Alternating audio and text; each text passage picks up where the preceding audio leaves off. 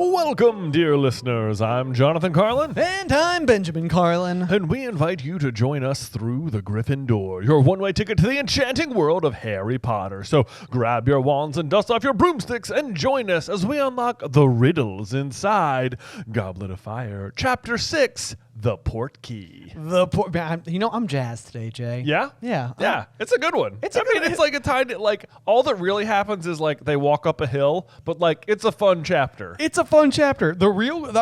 I know we keep saying it here because we've been inside of this, kind of hilarious stretch of, unimportant. Not unimportant. I mean, all chapters are important. Let's not be crazy here. But,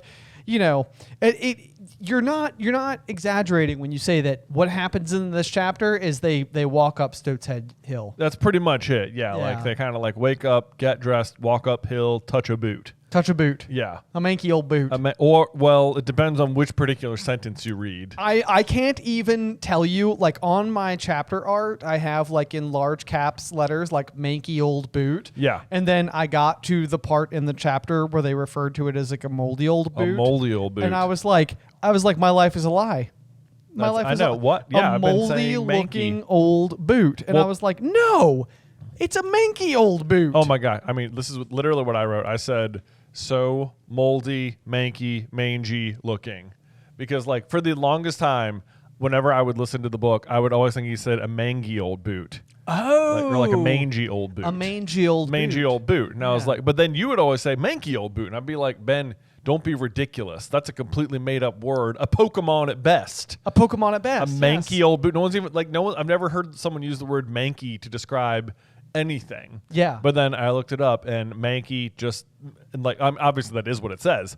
And I was like, well, what does manky mean? I'm like old, just piece of garbage kind of thing. Oh. Yeah. And then I was like, but then I'm not crazy, right? Mangy means that, and yeah, it means the exact same thing. Yes, I know. Yes. It is really. I think that in the film, if I'm not mistaken, one of the twins is like, "Why y'all standing around that manky old boot?" And it's like it always lives inside of my brain. And I'm just sort of even that though could be one of those where one of the Phelps twins could have just said the wrong word, but they just left it. They just left it in. It's what even is that word? Yeah. But either way, I always now regard it as a manky old boot. But this to me feels like the kind of situation, because I think this may have happened in a recent Jay versus Ben, and I don't know if I have the energy to go back and check the tape, but I think that in the chapter Back to the Burrow where Arthur and the twins and Ron come to collect Harry, there was a situation, we were asked a question, how big did Dudley's tongue get from eating the Tum toffee? And I think one of us said 4 feet, and then it's I think it's described as being a foot long by the time Harry gets into the fireplace. Right. Yeah, Harry comes out and he's like, it was a foot long, and then Mr. Weasley comes through and he's like, it was 4 feet long. By the time they finally let me get it smaller, and I'm I think this happens sometimes when we do trivia where it's how do they describe the Portkey on the top of Stoats Head Hill? And it's manky old boot. And then it's no. It says right here that it's a moldy old boot. A moldy looking boot. And it's wait, no, but it's both. But it's both. It's both. Yeah. Yeah. So anyway, chapter art on this one I think is rather spectacular. In my mind, my own personal headcanon is that this boot belonged to Godric Gryffindor because it reminds me so much for some reason of the Sorting Hat. It almost kind of has like a tear at the bottom, it could be a mouth. Doesn't it? Just a little bit. It does. Yeah. It does. You know what else about the chapter art is that I was wondering, as I was reading, it mentions there was only the moon to light their way at one point, and I was like, oh, I wonder if that's a full moon. Is this a werewolf night out here in the woods? That would be kind of unsafe. But you can see, at least in the chapter art, that it is more of a crescent moon situation going on. Sliver moon. Sliver moon, indeed. Yes. I do like the moon and the stars in the backdrop of what is otherwise a picture of an old, decrepit-looking boot. Yeah. Because it does add such whimsy to it. It does, yeah. Yeah. So I like the chapter of the Portkey, or the chapter art for chapter art. Yeah. So anyway, that just about covers everything I had about the chapter art. All right, cool. Well, we'll just dive in. Well, I would say we'll dive into the chapter here, which this whole chapter, it's just it feels like, did this need to be a chapter? It's just them walking up a hill, but it is this chapter is extremely important in that it is establishing Portkeys as a thing, because the Triwizard Cup is going to be a Portkey, and it is very important that you, the audience, have a very good understanding of what this new wizarding term and device is. Not a perfect understanding, mind you. Right. Yes, I agree with you. Yes, not a perfect understanding, but you need to accept that this is a commonly used thing that they've done all the time, and there's a perfectly good reason Harry wouldn't have encountered it yet, but he's just learning about it now. I'm calling Harry in this particular chapter Harry Exposition, because he is just feeding Mr. Weasley all of the lines. All of the lines. All of the lines, yes. Yeah. So I think it's also very interesting, like, to dedicate an entire chapter to the Portkey, because as we keep talking about with chapter 1, and the way that, like, you get, like, this huge piece of, like, Voldemort's plan through the lens of Harry's dream. And then we keep talking about how, like, it almost feels like it's written in such a way to, like, allow that dream to fade from your memory exactly as dreams so often do, like when you wake up and you can't quite hold on to, like, what you just witnessed. And then we spent the last 5 chapters, all this bulk of pages, doing basically nothing.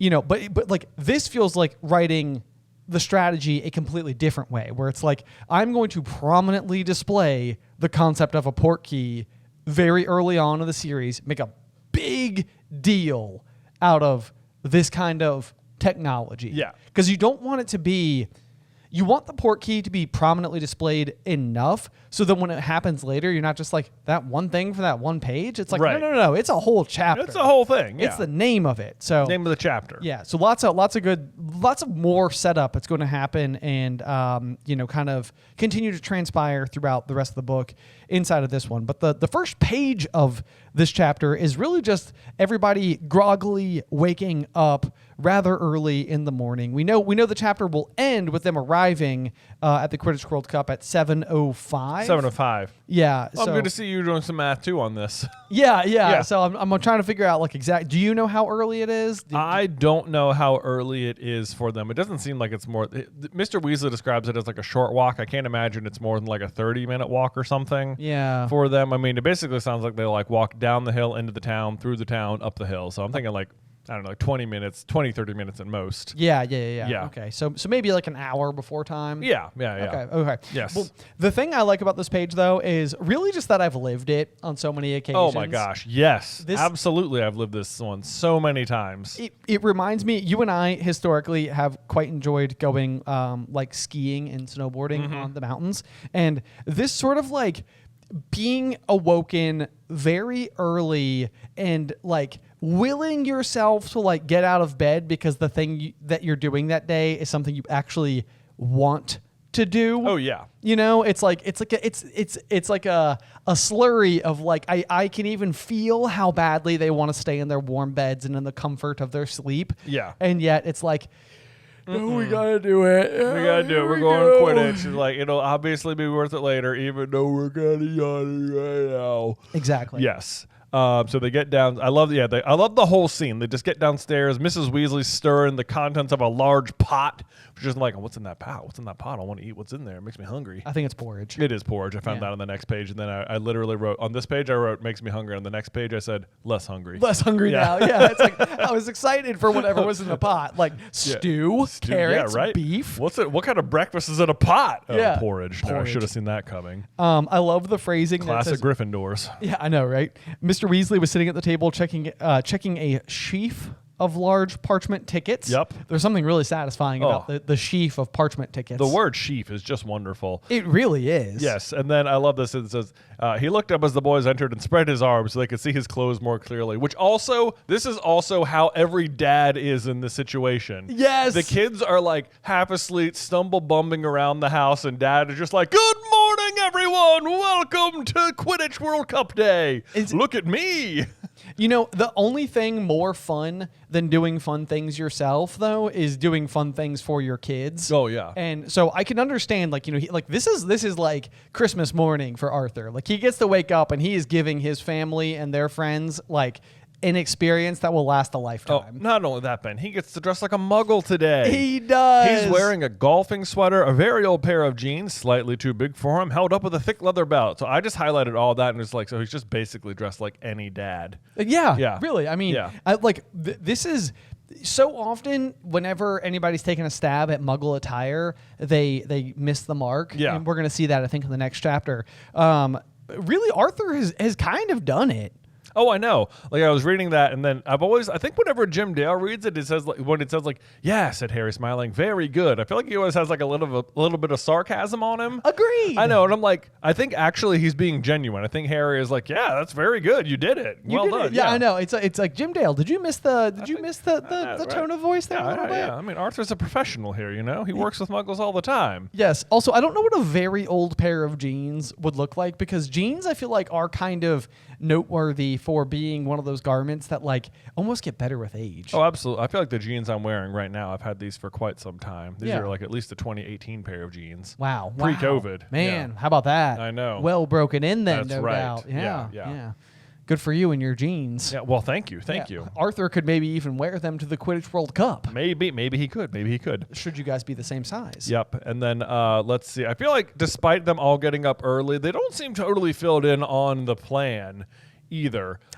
Yes, it's like there is no situation where this morning happens without the last conversation last night being, don't forget, we're waking up very early. I know. Like, this is definitely a situation where, like, all right, everyone up to bed because we got to get up early tomorrow and we cannot be late. We have to go on a quick walk down to Ottery St. Catchpole. We got to walk up Stokes Head Hill and look for a Portkey, and we will not know what it looks like. So we need to have time to get there. Yes. Like, that conversation needs to have happened probably 10 times. Yes. And everyone's like, we get it. Yeah. But they do not seem to know at all what's going on. George is like, where's Bill and Charlie and Percy? Like, what are you talking? George is the one asking this? I know. I know. It's like, come on, George. George, come on. And they're like, well, they're going to apparate so they can have a bit of a lie-in. Which to me, this is also like clearly the point of the chapter is to set up all of the, the Portkey and stuff like that. But later on, we'll see like Dumbledore just do like side-along apparition. Yes. With like Harry, which maybe this is like just helping reinforce how good of a wizard Dumbledore is. But it's like, would it not still just be faster for Mr. Weasley to just like side along everybody back and forth? You know, I that's the thing is that like I always try to think of like what a good metaphor, because they talk about apparition, and like this time in this chapter it'll be reinforced several times. Like, you have to pass a test. It's not easy to apparate. There's this pair that I'm talking about splinched themselves. Like, you don't mess around with apparition. Like, there are plenty of adult wizards who don't bother with it, prefer brooms, slower but safer. Like, you know, it keeps reinforcing this idea. And I think it's like you almost have to, because apparition is teleportation. Yeah. And so, like, you know, that is a superpower just by itself. If you can teleport, that is extremely powerful. I know, right? They're like, you know, if you watch X-Men, that's Nightcrawler's whole power, teleport. Yes. Yeah. And he's like awesome. Right. And so it's like you kind of have to like assume, and they don't do this a lot with magic in Harry Potter, which is actually something I would love to know more about in general, which is like the I would call it the mana cost associated with doing magic, but like what does it physically take from you to do spells? Like, are you exhausted from it? Can you be like worn out? Does it like, you know, if you spent the whole day like casting, would you be like, you know, like fatigued? Right. I mean, I would say the closest they ever come to this, because you're right, they don't talk about like, it just seems like as long as you can say the spells, it doesn't seem like it costs you like any energy or calories or some version of that. Right. You know. Yes. There's no like conversion that's happening. The closest they'll come is like talking about like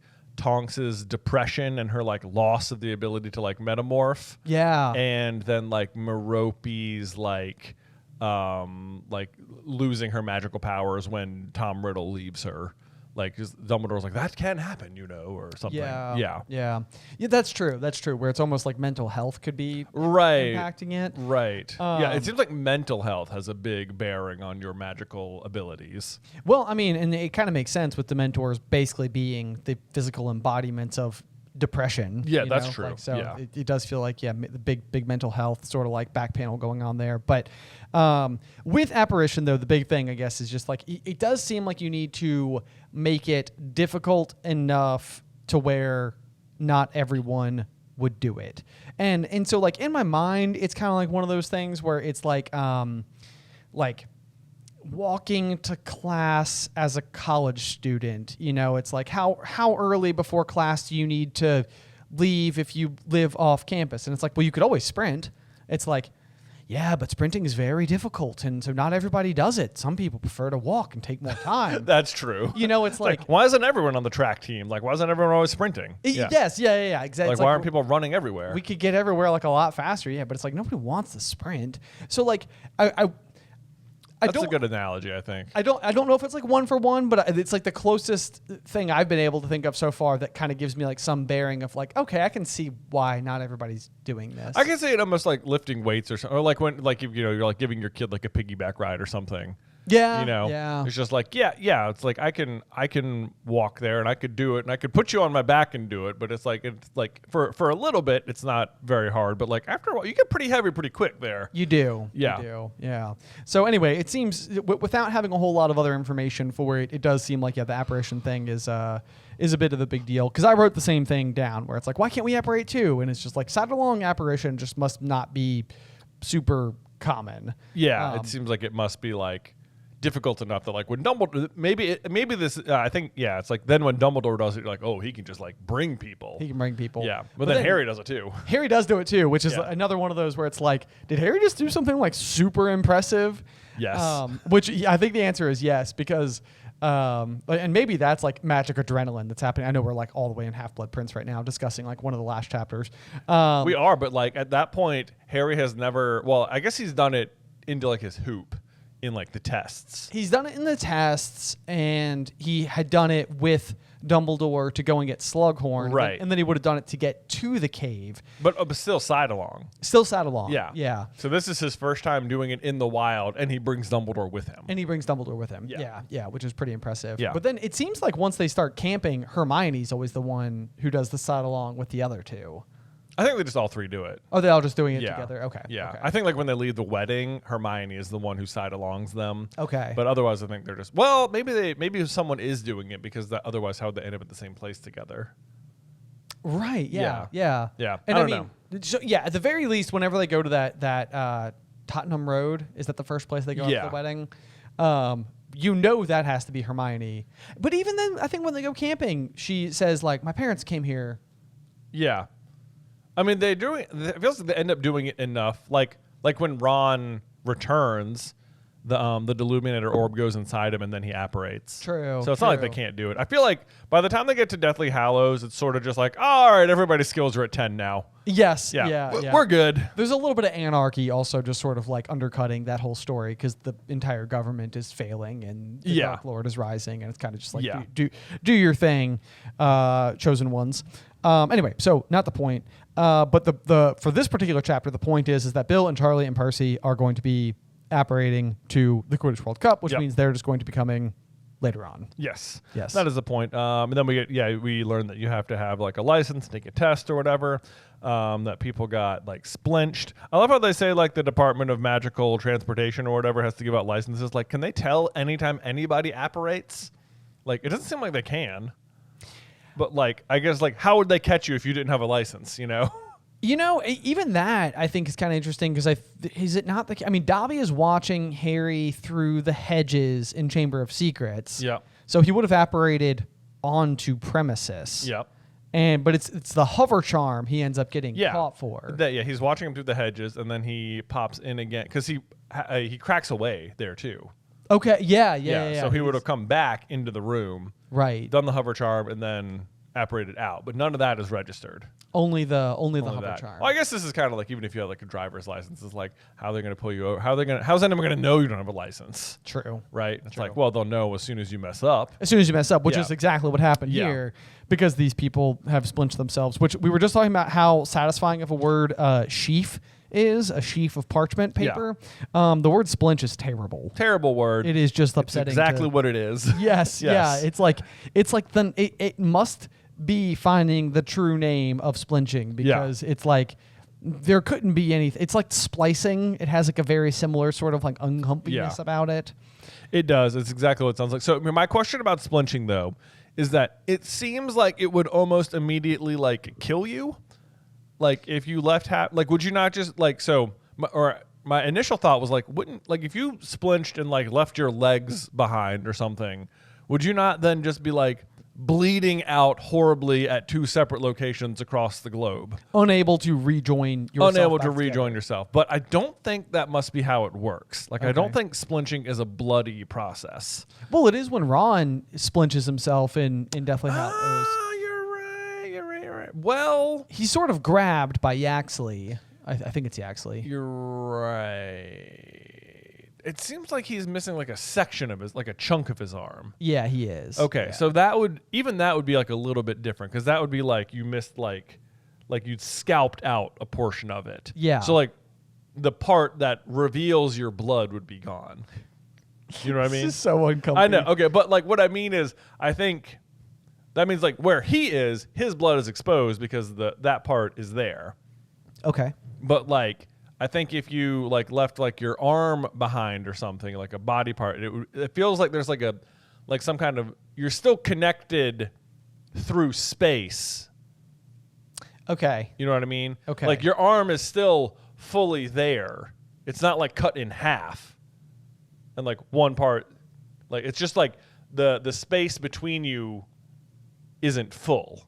It's like lost in the apparition. It's lost. Yeah. Okay. Like, you know, like, because Harry, okay, so imagine like this. Like when Harry apparates, he describes it as feeling like he's being squeezed through a rubber tube. Right. Right? So it's kind of like, to me, then what it is, if you splinch, is that like your arm is just on the other side of the tube, you know? Yeah. Yeah. But like still in there. So the arm isn't left behind? I mean, it's left behind, but it's not like flopping around on the ground. It's not like been dismembered from your body. It's still attached to your arm. It's like your arm is floating wherever it is, still attached to your shoulder, but your shoulder is just not where your arm is. So it wouldn't fall to the ground. I don't think it would fall to the ground. I think it would be. So when Ron gets splinched, there's like a piece of shoulder. There's a piece of shoulder, and he's bleeding because it's gone down, like to where his blood is. But I feel like I do, but I feel like if your arm is splinched off, then it's not splinched off. but isn't it? Like I don't know if I'm understanding the difference between leaving an arm behind and leaving a piece of Ron's arm behind. Yeah. I can see it. It's not perfect. I just don't think it's bloody, because otherwise people would be dying immediately. It does seem you're yes, you're right. You're right about that. Unless there is like a very quick way to solve this, and like the accidental magical reversal squad is able to like act extremely quickly on the occasion. Yeah. You know, like they can get there and like, you know, because then maybe like what they can do is like it's almost like a half completed spell, and maybe they can like complete the spell and like bring the other piece. Yeah. You know, yeah. through this. They can shove the rest of you through the tube. Back to where you're supposed to be. Yeah. Yeah. And then when it readjoins, all the blood goops back into you. Yeah. But it's less like it's readjoined and more like it's just been like finally pulled through the hole, is what I'm saying. Right. Okay. So then is it so then when Hermione can't do this to Ron, is it because she's unaware of the necessary magic to retrieve the missing piece of himself? I would say yes. Okay. Yeah. Okay. Yeah. I guess that makes sense. I mean, it feels like it would require a rather specialty kind of training. It does, yeah. You know, within the wizarding world. Mm-hmm. So anyway, I think that's where we're gonna go. Well, that's where we're gonna go with. Yeah. Harry's version of it is that he imagines a pair of legs and an eyeball laying abandoned on the pavement. I hate his selection. I know, like it would have been fine if just the pair of legs. Yeah, but he added an eyeball. Like, why the eyeball? Why, Harry? It's like, what were you just trying to make it horrifying? Yeah. Terrible. Well, it worked. Yeah. It worked. Yeah. Way to have just the worst version of it, Harry. Yeah. So then we get to find out, too, that even Ron's older brother, Charlie, who we've only ever known to be basically good at everything, failed his apparition test, which Fred is just so happy about. Yes, I know. This is Charlie had to take this test twice, said Fred, grinning. He failed the first time, apparated 5 miles south of where he meant to, right on top of some poor old deer doing her shopping. Remember? I think this is a funny piece of trivia. Yes. Because I do think there is a little bit of if you were to ask which of the Weasley children failed their apparition test, it'd be like, who did? Because they're like Bill and Charlie are always held in such a high regard that you can't imagine either of them not being good at something. Right. But what I thought was kind of interesting about this is that the very last line before it is just Arthur specifying, like, some people prefer brooms, it's slower but safer. And Charlie, compared to Bill and Percy, was the Quidditch player. That's true. So, like, he would have been an excellent flyer. True. But he also, where Percy and Bill were both head boy, he was Quidditch captain. Yeah. So like maybe the ability to do apparition is like a very book smart kind of skill. It's a very like technically inclined kind of skill. I see. You know, because I mean, then even Hermione passes and like Ron doesn't. Right. Although he barely misses it. It's like half an eyebrow. Half an eyebrow. Yeah. Yeah. But that would also kind of track, because Ron is at least somewhat of an athlete, and Hermione is not usually regarded as being sporty. Oh, in fact, even in this chapter, she will not be. She will consistently not be athletic. Yes. Yeah. I know. That's why it's living in the back of my brain. Okay. I have a feeling we're thinking of the same thing. Yeah. It was like, wow. I know. Yeah. It was like, this is a strange piece of continuity that I didn't expect. I know. But let's see here. But what is kind of funny though? Okay. I guess it says that Charlie had to take his test twice. Not that he failed twice. He had to take it twice.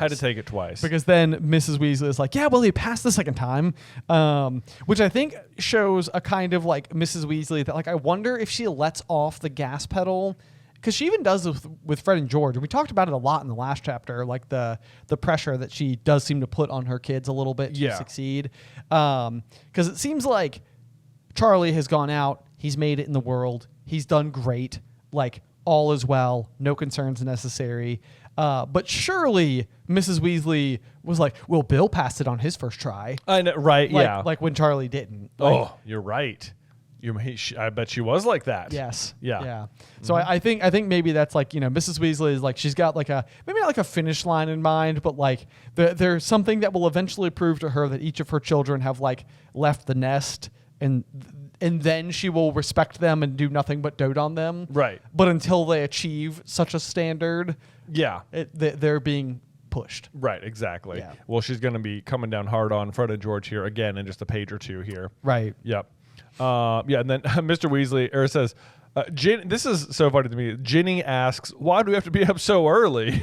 Just like, did she go to bed like with no understanding of the plan the next morning? Just go to bed, just like shaking her awake. Time to get up. You're like, wait, why now? Why? I'm very confused. I know. She's like, well, we've got a bit of a hike. Can you imagine if like they did not tell you the night before and you just were like awoken at whatever 5, 6 in the morning and it's like, hey, get up. We're going for a 30-minute walk up what it sounds like an extremely steep hill. It does sound like a very steep hill, although it does vaguely remind me, we where we live in the world is in Roanoke, Virginia, which is on the Appalachian Trail, which runs up and down the East Coast. And I do vaguely remember, I think it was like New Year's Day one year when we were like in high school, and I feel like Mom and Dad woke us up and they were like, we're hiking Dragon's Tooth today, which is a really prominent like hiking spot around these parts. And I feel like I vaguely remember that being like, what? Today we're getting up to go hiking right now. Okay then. And we did it, and it was beautiful. Yeah, worth it. Love Dragon's Tooth. Yeah, very worth it if you're in the area.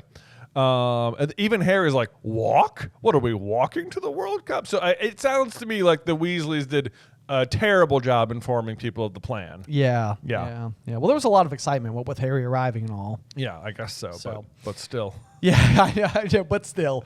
And Mr. Weasley does clarify that is miles away, which makes me think that whatever Stoat's Hill is not miles away. Yeah, no, I mean, he says it's just, we just need to walk a short way. Yes. Yeah. But then, Mrs. Weasley quickly notices that George is hiding something in his pocket. And he's like, what? In an innocent tone that deceived nobody. Love that phrasing. I know, love that phrasing. And then this is also, this entire situation, it's serving two purposes where Mrs. Weasley is going to scold them for trying to bring all of the Tung Tung toffees they have brought to the World Cup. which is setting up a situation later on wherein she's going to feel very upset that the last thing she might have said to them was that they didn't get enough OWLs. Yes. Yep. And then also it's introducing us to the summoning charm, which, how do you say it?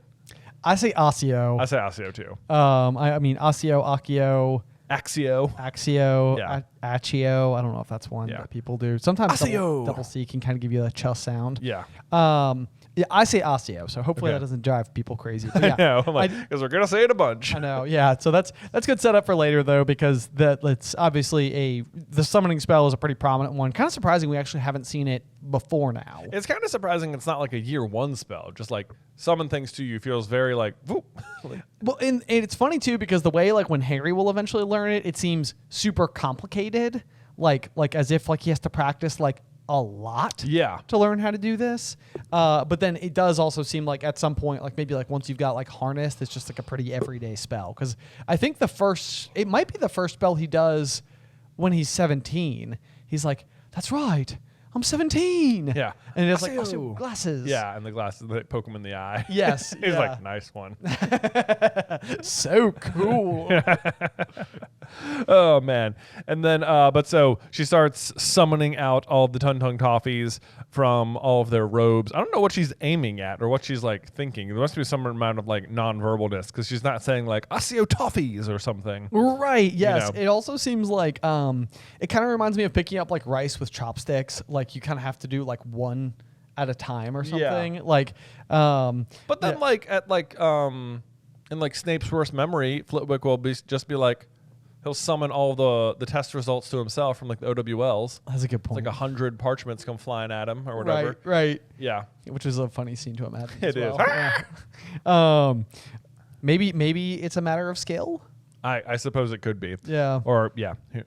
Maybe they're all different kinds of candy. So if you just said summon like Accio Toffee, like it would only get some of them. That's true. That's true. Yep. But I do love the fact that they've sort of hidden them in all of the folds of their clothing. It's almost like they like expected this to be a problem.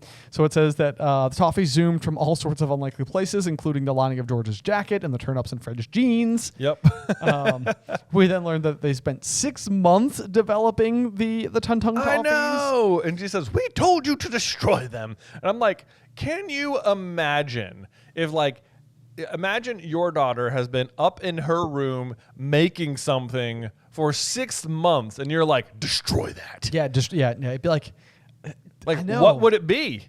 I'm like, all I can think is if you like walked in and they were like, if my kids were like growing mushrooms or something in their room or something, you know, I'd have to be like, okay, that's maybe not great. You know? Sure. Well, I mean, you mean like mushrooms or like mushrooms? I mean like hallucinogenics. Okay. Yeah, you know. Got it. Okay. Shrooms. Yeah, shrooms. Yeah. That's a they fair were just point. growing. Yeah. It's like I've been working really hard on these, Dad. It's I know. Like, I don't care. Yeah. That's what she's acting. She's acting like it's like hard drugs they've made. Right. Yeah. Yes. Well, it's okay because eventually they will cross the Molly Weasley threshold of success. They will. And she will be quite proud of them. I know, but at the moment she is not. I know. I'm trying to imagine if Luke was up in his room and he'd been like building something for 6 months, almost no matter what it was, it'd be hard to be like, destroy that. Destroy it. Yeah. Destroy it. I mean, that's the thing. I guess you have to keep in mind, like, if it was meant to be like a prank, like if it was going to be like a mean prank that they were going to play on somebody, like out of malice, then definitely I'd be like, no, you can't do that. I don't know if I would destroy it, but I'd be like, you're not going to go pick on somebody. Like, well, no, yeah, sure. That's not okay. But like their whole thing is that like, you know, this is supposed to, like, people are buying them knowing what they will do. Like, I know. They're meant to be fun. Right. So. And like she knows that as well. So I don't know. Plus harsh. Yeah, a little bit harsh. Indeed. Let's see here. And then she even throws at him and says, no wonder you didn't get more OWLs, which is just like, ouch.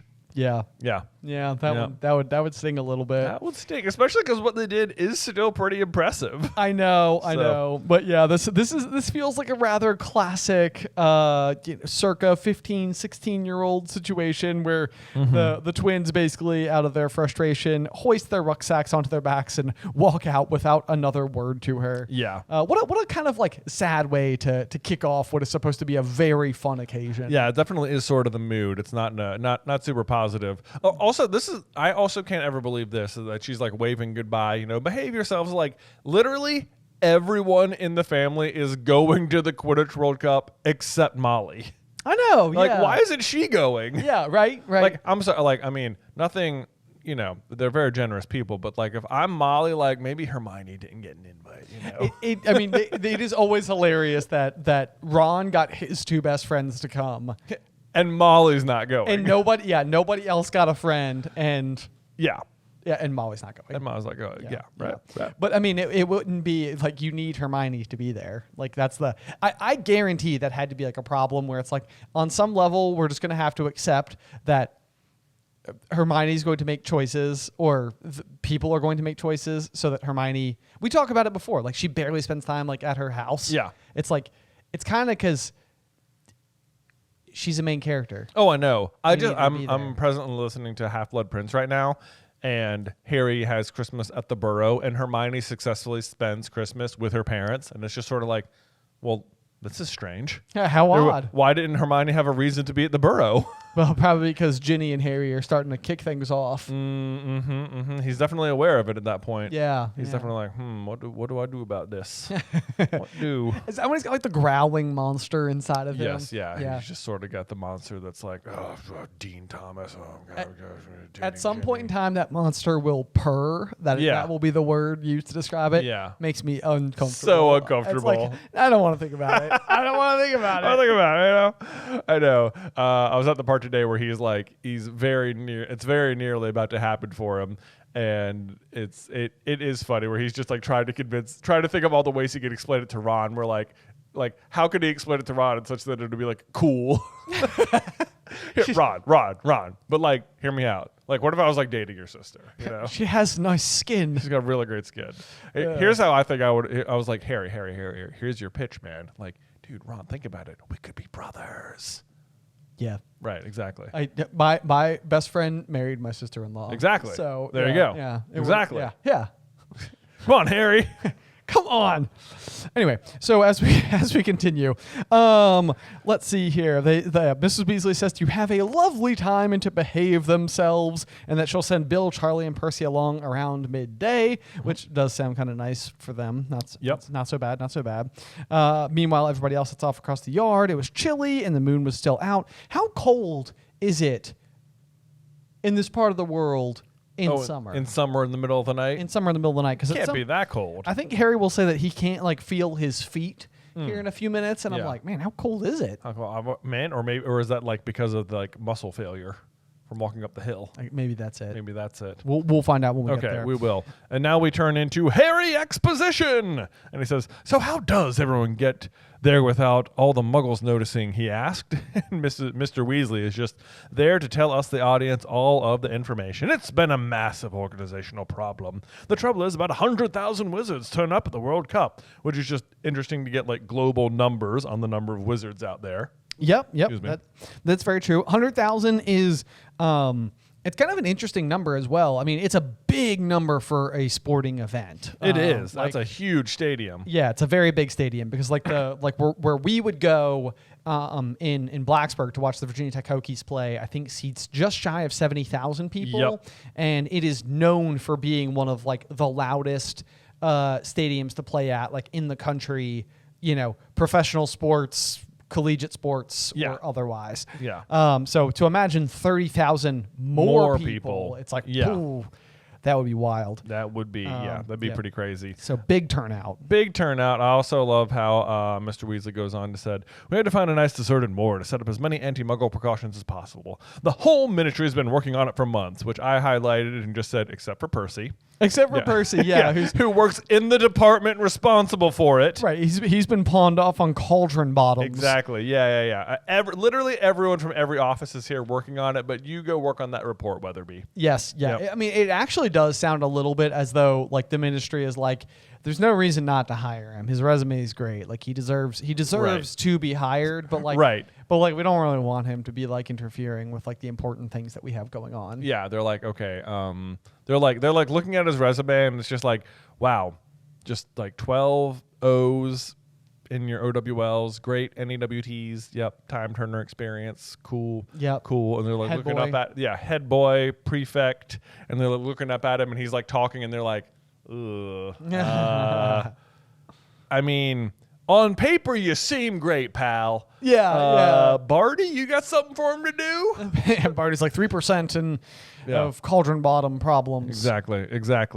So yeah, then he gets just shunted over there. Yeah.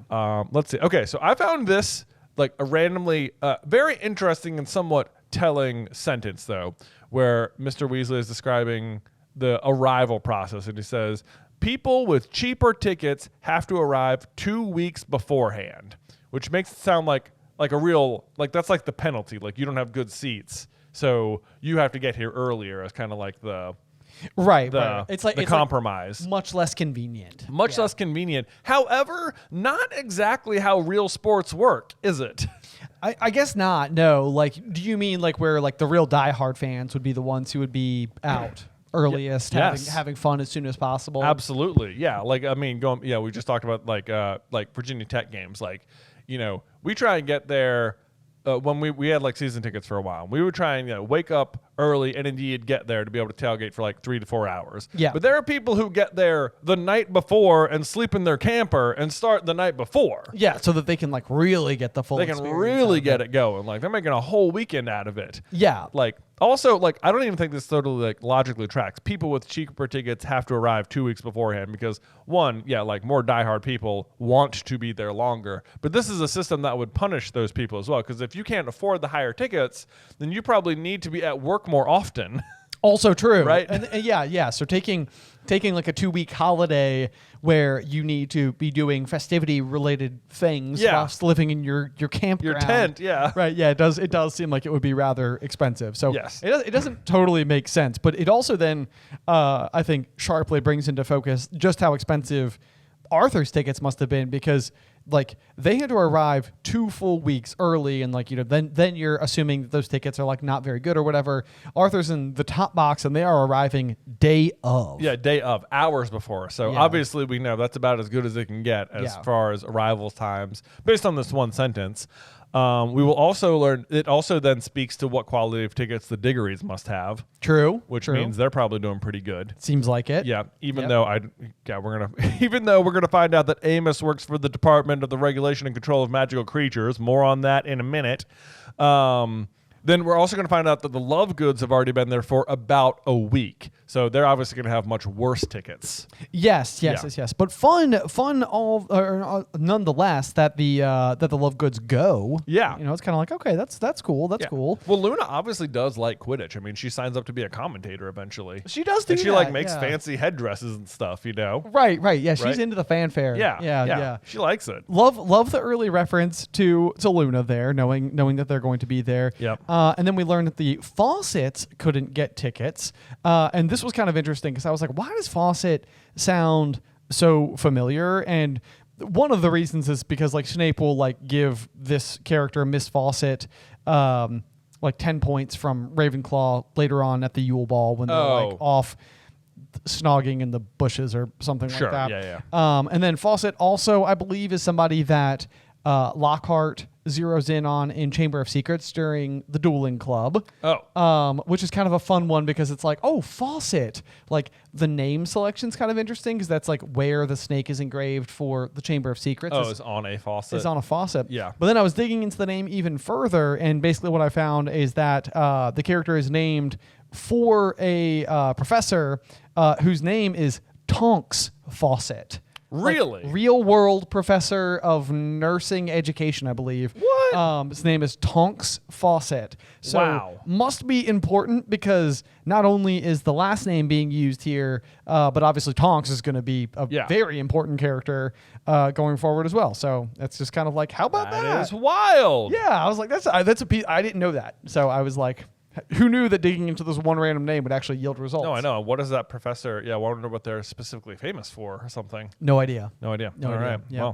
Well. Other than in the field of nursing, that's the only thing I saw. So Okay.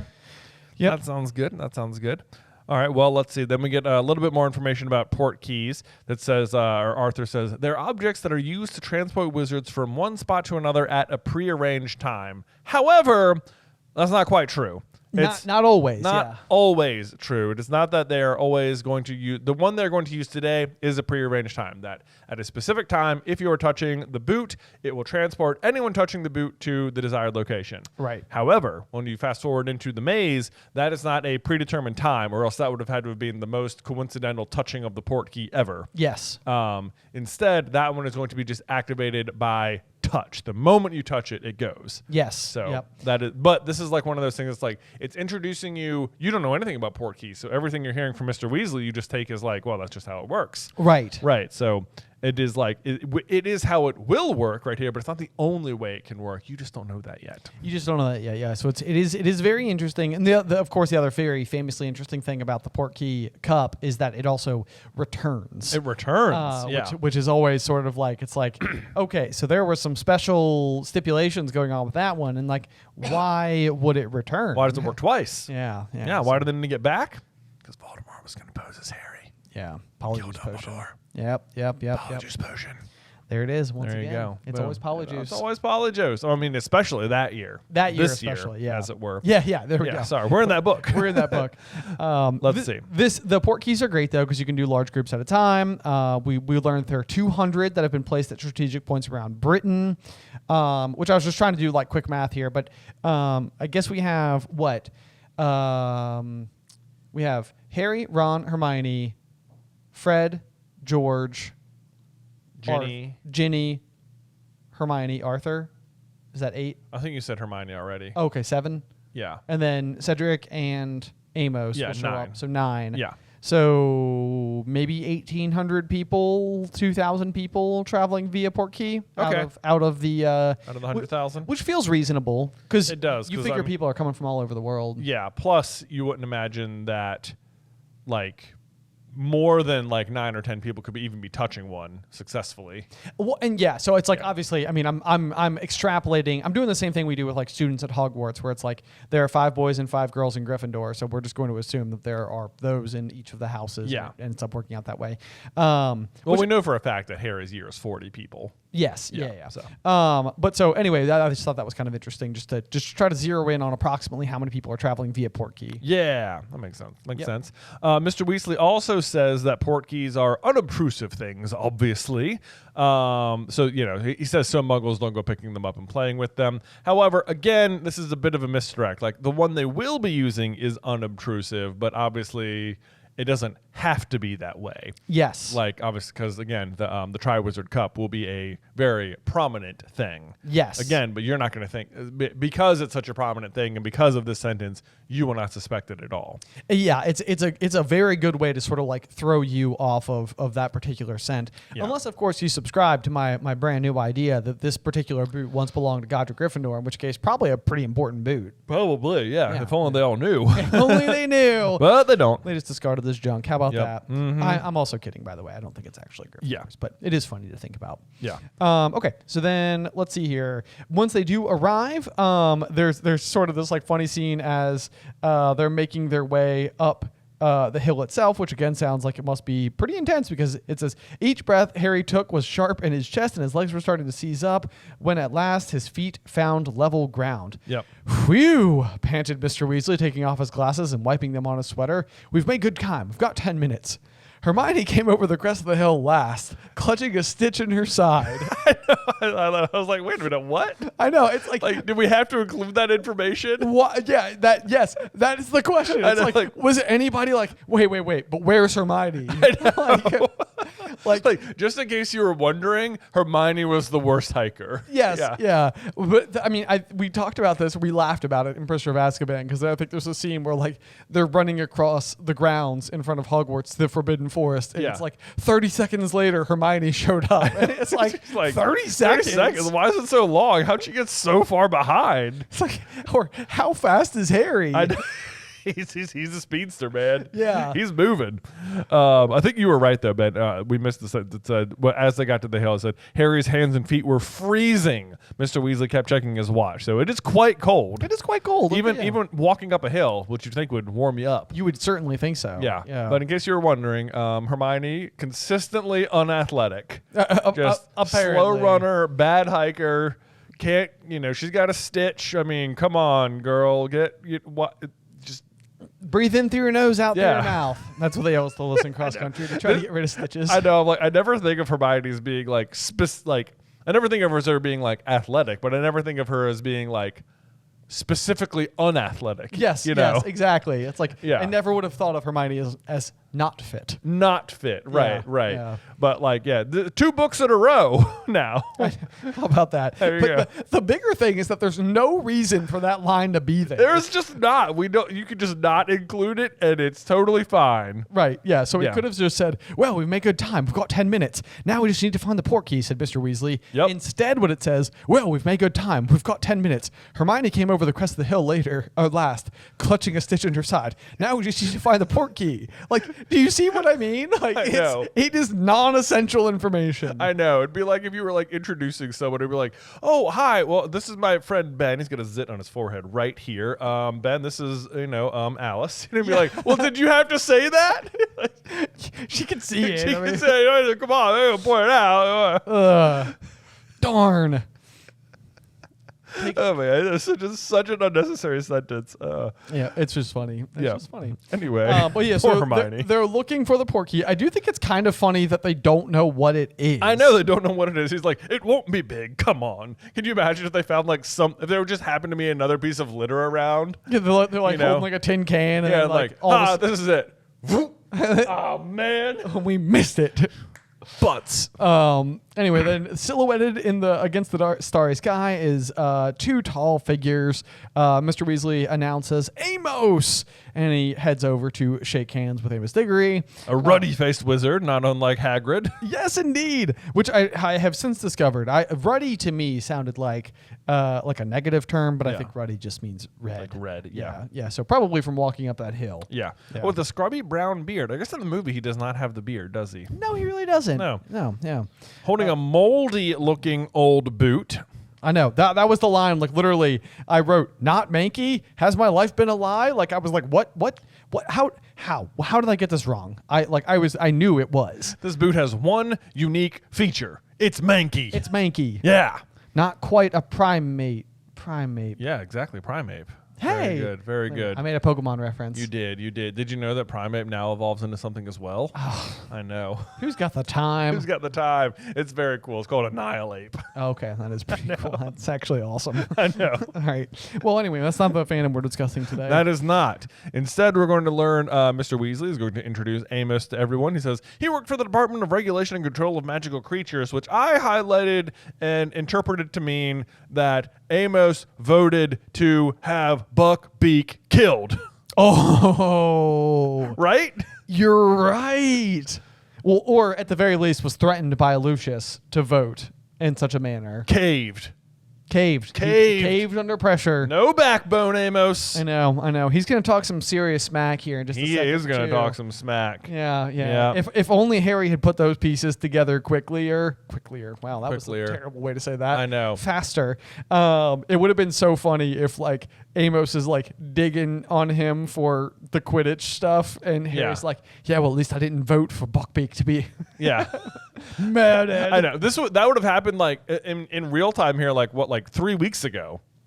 Well, has it been that long? Like 6 weeks ago. 6 weeks ago. Pretty recently. Very recently. Notable. And it was a rather big deal. Rather big deal. Year-long trial, as it were. Yes. Yeah. You're right, though. You're absolutely right. I know. It would have been great if Harry had a quip ready for him, just like, oh, yeah, I heard you totally whiffed on that buckbeak trial. Right. Whatever happened to the hippogriff? What happened to that hippogriff? So just dangerous hippogriffs running around because your man couldn't get there in time? Because your man couldn't get there in time? Yeah. And Harry like gives Hermione like a behind the back high five. Yeah, right. She's like, just in a second. Hold on. Okay. Does anybody have any water?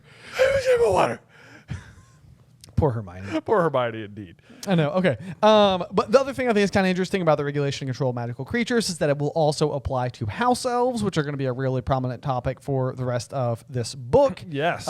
Which does kind of make you wonder if like we're supposed to. I mean, because Amos he's also about to be kind of mean to Harry. It's like, are we supposed to be positioned like at an angle from him a little bit? Like Cedric never really comes across to me as like opposition. Yeah. Like he is the other Hogwarts champion, but like he is the more rightful Hogwarts champion. Oh, absolutely he is. I mean, it's funny how like arrogant Amos is going to keep acting when Cedric is like so very humble. I know. Yeah, like that's almost like where you like wonder if Cedric just grew up watching his dad being like, yeah, that's not necessary. Let's just let our actions speak for ourselves. You know? Like it's so different than like every other child-parent relationship in Harry Potter, though, where like everyone is like an exact mirror parrot of their parents. Yes, I mean, yeah, because you're gonna have Dudley, you're gonna have Draco, even like Seamus in Order of the Phoenix is. We were talking, Yeah, we were talking last week about like all the Weasley kids kind of being like a little bit more Arthur or a little bit more Molly. Yep, absolutely. Everyone's always like, Harry, you're just like James. Right. And Harry does sort of have that like penchant for breaking rules, and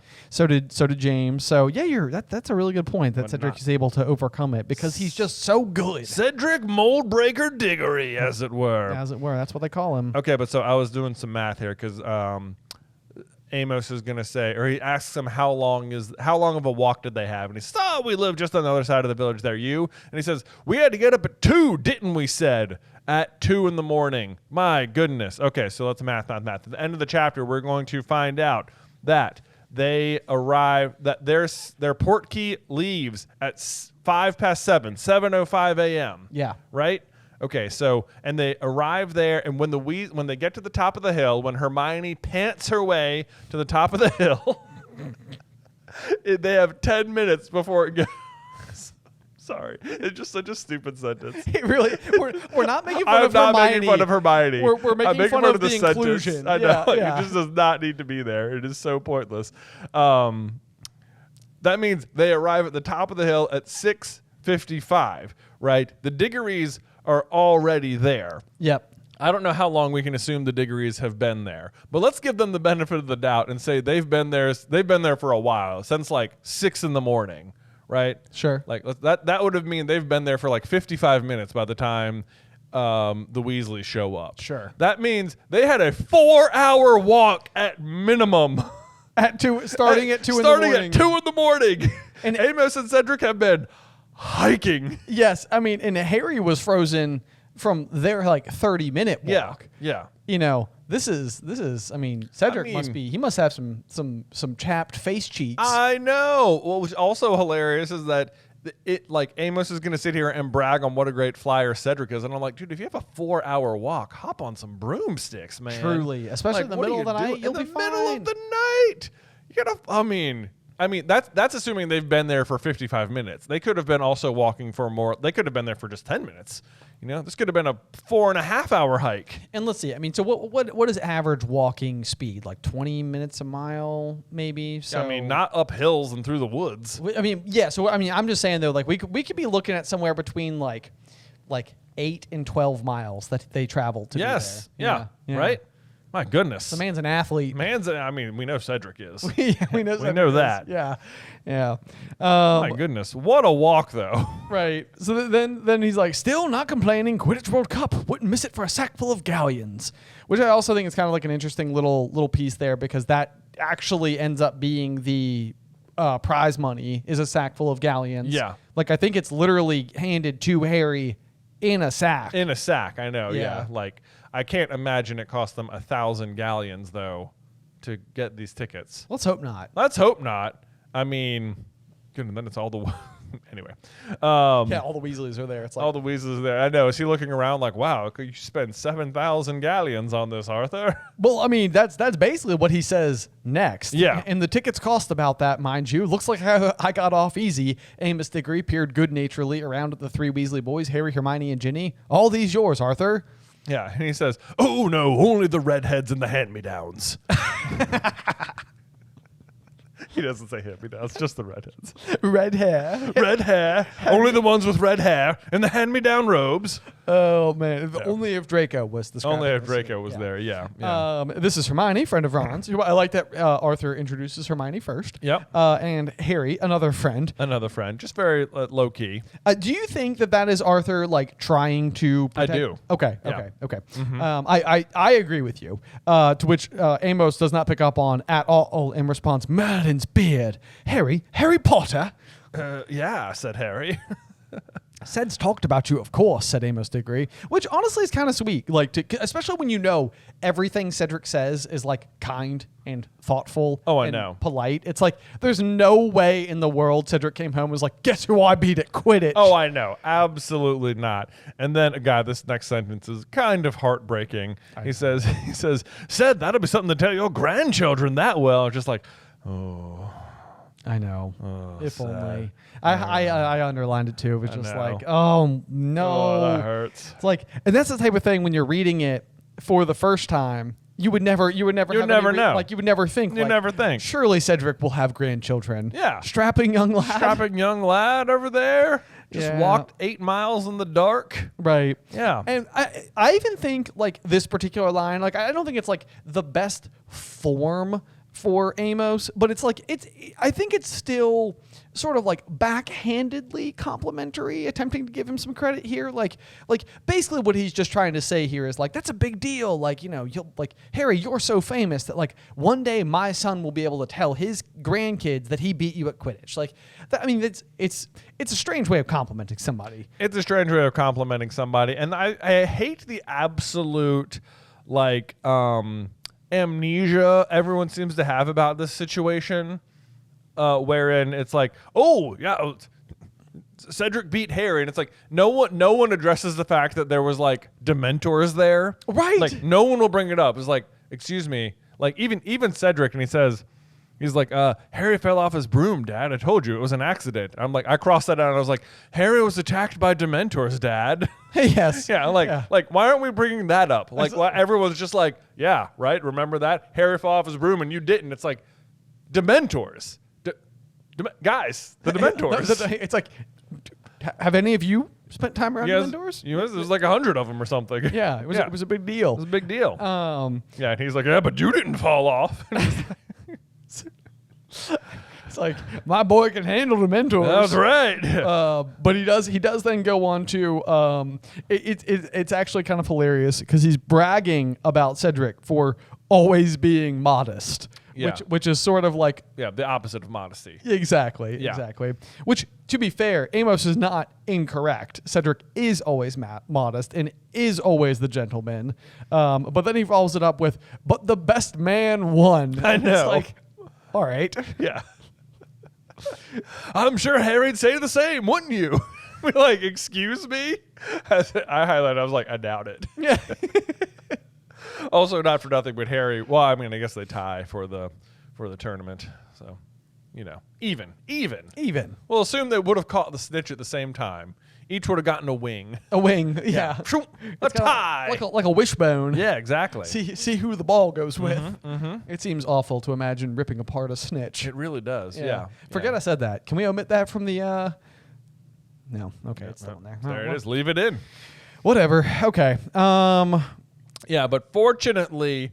Mr. Weasley like saves Harry here. He says, "Must be nearly time." It just sort of seems like let's change the subject. This is getting bad. And then this is where we learn that the Lovegoods have already been there for a week because clearly, by his own reasoning, they must have bad tickets. Apparently. Yep. Yep. The Fawcett's couldn't get tickets, even though 100,000 wizards will be there. Fawcett's don't get them. I know. Too bad. Pretty wild. I know. Pretty wild. Yep. Yeah. There aren't any more of us in this area, are there? It's like, what, you really don't know?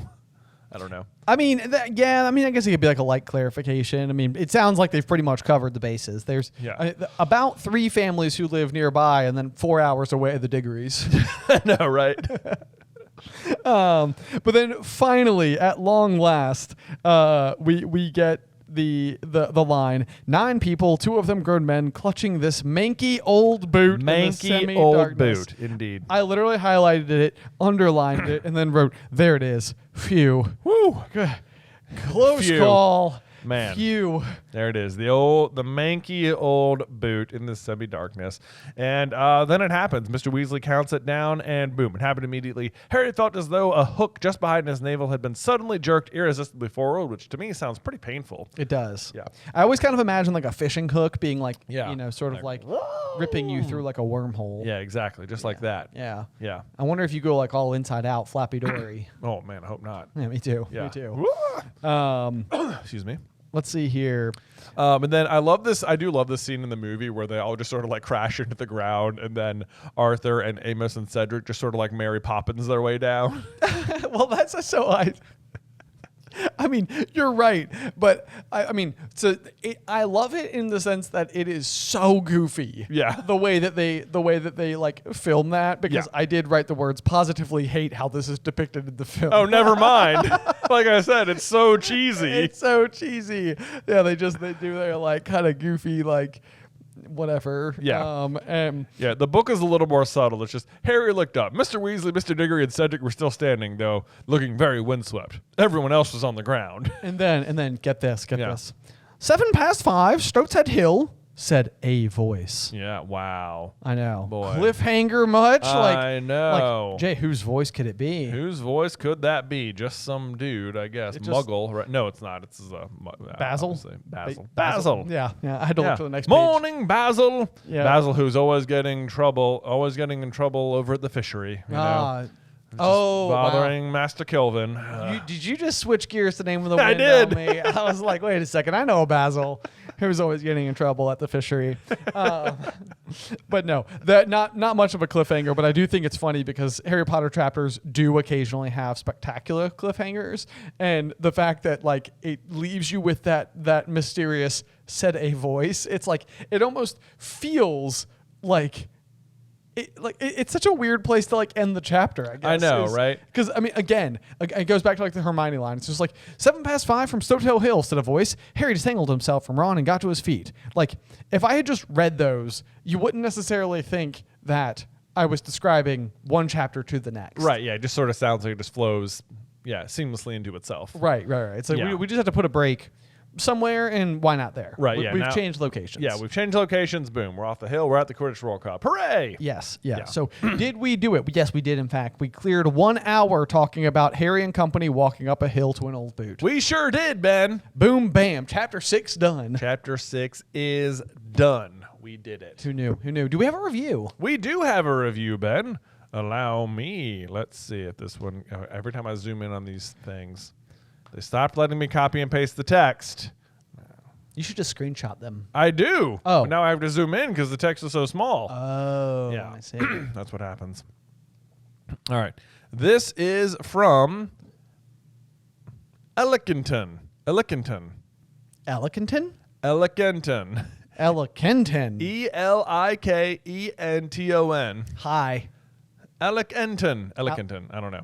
There we go. That's who it's from. It says, "Hey, brother, this is my favorite weekly podcast. I look forward to this podcast every week. I've gone back to listen to the books twice since starting this podcast so I can do a better job at keeping up. You guys are doing such a great job with all of your work. My question is, do you think Barty Crouch Jr. could have lied about seeing through the cloak? The real Moody never mentions that he can see through it, and I find it hard to believe that the eye is the only thing that can see through it.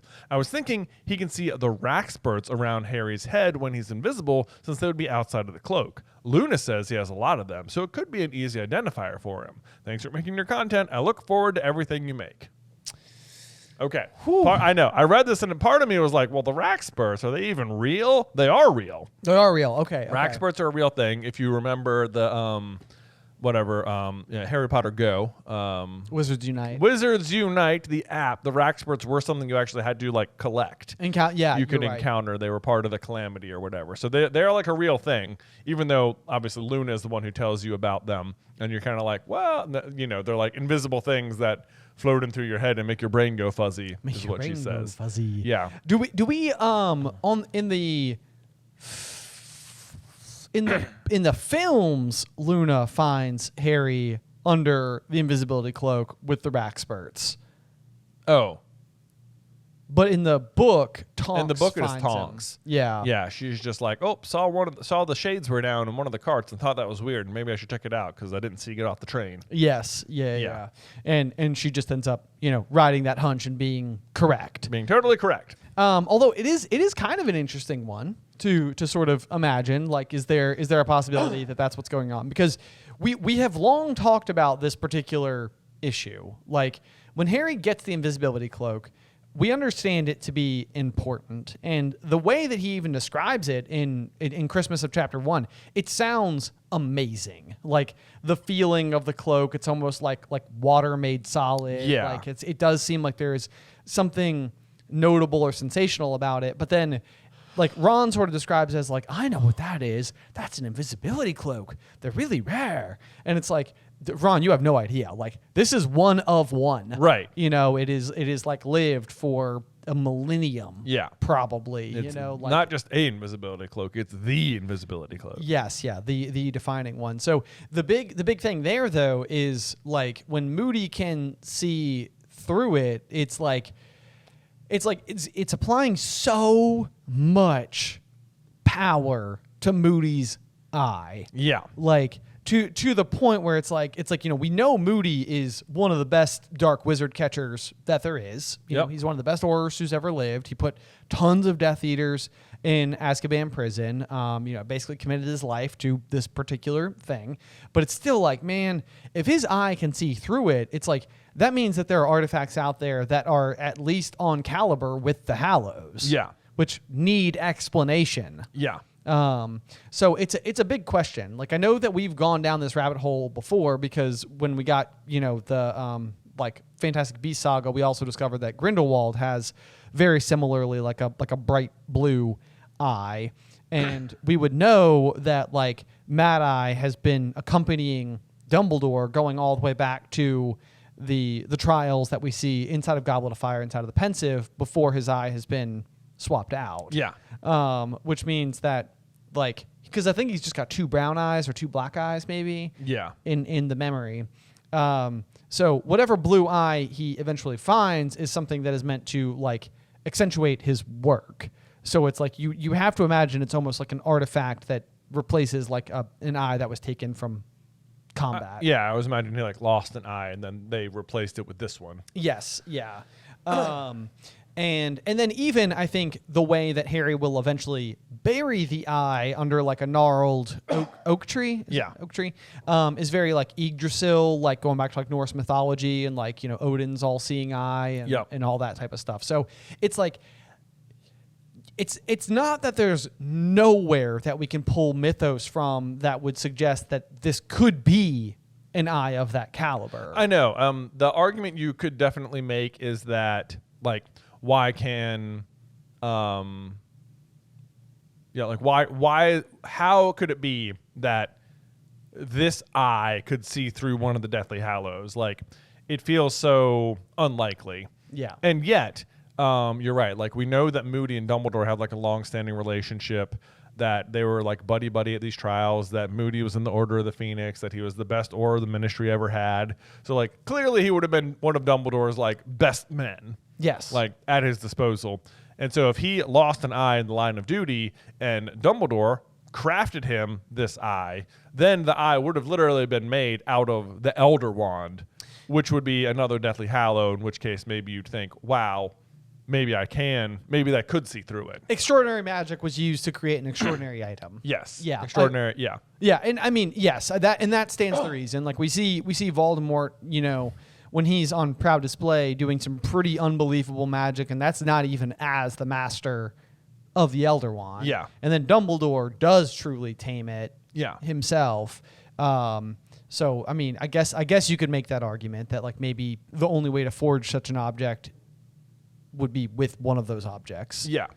I think maybe we even said like in an earlier episode that like, is it possible that Master of one, Deathly Hallow, could see through the other? Like, is there a way Dumbledore can see through the cloak? Because it seems like Dumbledore can see through the cloak sometimes. You're right. I mean, and he's also got the piercing blue eyes, like Dumbledore himself does, which is, that's, I mean, because then you go back to Chamber of Secrets, and there's the scene like where Harry and Ron are underneath the cloak when the Ministry comes to collect Hagrid to go to Azkaban because of the attacks up at the castle. Yeah. And Dumbledore sort of makes the announcement, like, help will always be given to those who ask for it. Yeah. And like his eyes do flick to the corner where they are. And it's like, I mean, you just don't know with Dumbledore because it does seem like he's got this like sixth sense for like being able to detect magic, similar to like when he enters the cave to find the Horcrux. Like ancient magic always has a trace, and arguably the cloak is of ancient magic. Yeah. Yeah.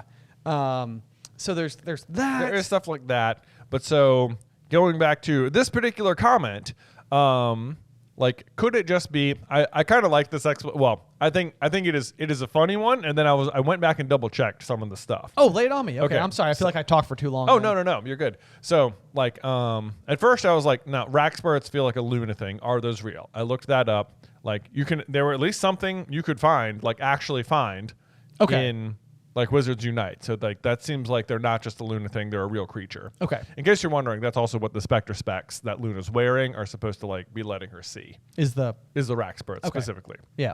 That's which come for free in a copy of the Quibbler, right? Yes, indeed. And I don't know if they work at helping you see Rackspurts or not, but Rackspurts are otherwise invisible creatures that float around your head and give you like a fuzzy feeling in your brain or something like that. Okay.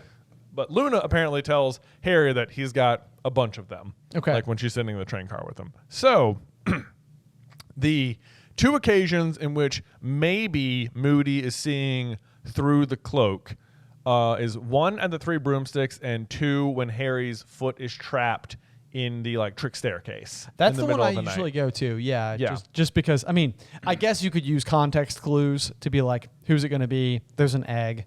It has to be Cedric or Harry because the Fleur and Crumb are both in their respective lodging. Right. So it's like, it's Harry. Yeah. But so if like Harry is known to have Rackspurts and Luna is, if we can accept that Luna is correct, that he has got like Rackspurts floating around his head or whatever. Yeah. Then even when Harry is, and then that the eye can see them, because I could buy that. I could easily they could just see invisible creatures. 100%. Like that's less magical than the cloak itself. Then even just like sitting in class, the eye would notice them. True. So like then the first time he would encounter Harry without knowledge that he has an invisibility cloak would be when he goes to the Three Broomsticks, because Harry has gone there with Hermione, but he doesn't want to attract attention to himself. And this is when him and Ron aren't talking. So he's like, fine, I'll go with you, but I'm wearing the invisibility cloak. And Hermione's all like, fine, but I hate it when you wear that thing. I never know if I'm talking to you or not. Yeah. Yeah. So Hermione looks like she's just sitting at the Three Broomsticks looking at like SPEW stuff. And Harry is sitting at the table with her. And Moody and Hagrid walk in. And Moody looks over and apparently notices Harry under the cloak, and they walk over and he's like, nice cloak, Potter. But bear in mind that it's actually Barty Crouch Jr. And we know that Barty Crouch Jr. was using an invisibility cloak himself at the Quidditch World Cup. True. Right? So it's not like unfamiliar with them out in the wild or anything. And if he has seen Harry in class already and is familiar with the Rackspurts, he could see that Hermione is sitting there and that clearly there is someone next to her. Yes. That Rackspurts are floating around, even if he can't see them. Okay, yeah. Because he can see the Rackspurts. Right. And he can just context it out that Hermione is there with Harry because it's Harry because they're friends. And he's very perceptive. So he can just walk over and just wing it and basically just assume those are the same rack experts I see in class. Harry is right there. He's under invisibility cloak. It's more like a heat signature or something you would like be able to know to identify with this particular person. That's interesting. That's really interesting. Yeah. And then so it'd be a very similar situation. And then he could just tell Harry he could see on the invisibility cloak. I mean, it's not like outside of his ability to lie or anything. He's super good at it. He's super good at it. Yeah. He's also incredibly smart. Oh, he's incredibly smart. None of this none of this seems like things Barty Crouch would have to like not be able to come up with on the fly. Yes. Yeah. And then the other situation is indeed in the trick staircase where Snape has found the egg and Harry has dropped the map. Snape's out of bed because someone was breaking into his office, which was actually Barty Crouch Jr. Right, yes. Yeah. Which Harry had seen on the map. Which is, and then Moody comes around the corner and he's prowling the school, obviously, because he was just breaking into the office. Right, yes. Yeah. And he stumbles upon the scene, and in Harry's mind, he's like, Moody's the only one who can see everything. And Snape goes to grab the map, and it says Harry like waves his hands around as if to like get his attention to be like, it's mine. Right. It does not say Harry that like Moody like catches his eye or something and then like catches on. Like Harry makes the motion and then Moody summons the map out of Snape's reach. But there is not like a Harry waved his eyes, Moody looked at him and made eye contact and then quickly summoned the map. It's like there's no reference point that he actually sees him waving his hands. And for reference, the chapter we just read felt the need to let us know that Hermione was the last one up the hill for no reason. Exactly. So you're right. So, like, but again, it's same exact situation. If Moody walks around the corner and just sees on the stairs the Rackspurts floating around nothing, then he'd be like, well, I know what the hell's happening. Sorry, I just swore. Gosh, I'm having a bad day on podcast doing this. I know. It's the second time today. I'm so sorry. We'll bleep it out. So it's not outside of the realm of possibility that the cloak that the eye cannot see through the cloak. Yeah, no, I agree. And that with this you. is the answer. Yeah. Yeah. The only thing is that like would Harry constantly be described as having like fuzzy thoughts or something? Well, I mean, Harry always has reason to have like in my mind, Rackspurts are almost like the physical embodiment of like anxiety or preoccupation. Like someone who stares off into the distance and is like, just deep lost in thought or whatever, I imagine like would have lots of like Rackspurts. Yeah. Like I feel like I would have lots of Rackspurts. Sure, yeah. And I mean, Harry at almost all times has lots of reason to have a lot of stuff floating around his head that isn't just living in the moment. Like, yeah. I mean, we talked about that earlier in chapter 1, where Harry looks at like I think it said like even Quidditch couldn't distract him now when he'd like just woken up from his dream. And it's like my commentary on that. I mean, I know I've hit on it a couple times now, but like it just goes to show again, like what Voldemort has taken from him is his inability to just like live a regular life. Yeah. It's like he doesn't like even this 14-year-old boy just can't like look forward to sports, right? Because he has to think about like saving the world. Yeah. And so I could see Rackspurts being real. I could see Harry always having them, and I could see it being something that Moody's eye could pick up on, because it also feels like the kind of thing as a dark wizard catcher, like somebody who is not supposed to be somewhere probably has a lot of Rackspurts. Like it would probably make lots of people, like if you were in a bank and someone had them, that probably looks pretty suspicious. Sure. And that might be very helpful. Right. In being like there's 30 people here. One of them, I'm looking for someone who's not supposed to be here. And one of them has got a cloud of Rackspurts around their head. Right. Yeah. So that guy. The main reason I like this idea is because I don't like the fact that the eye can see through the cloak. No, I agree. Yeah. So it's like, this is the best explanation I've heard that gives us an out. Yeah, I agree. That's why I like this explanation. Yes. Yeah. So good review. Great catch. I feel like this is like a super Carlin Brothers video coming to you soon. Moody's eye can't see through the cloak. What? Well, yeah. Find out more here. Exactly. Something like that. Yeah. That's fun. That's really fun. Well, thank you so much, as always. In the future, guys, don't forget to leave reviews for us and ask us questions so that we can answer them here at the end of every episode. Yeah. Thank you so much. But otherwise, make sure you join us next week for Chapter 7, Bagman and Crouch, here on Through the Griffin Door. Today's episode was edited by Ethan Edghill. Vaishon Brandon does our art. Catherine Stein is our production manager, and the show is hosted by me and Jonathan Carlin.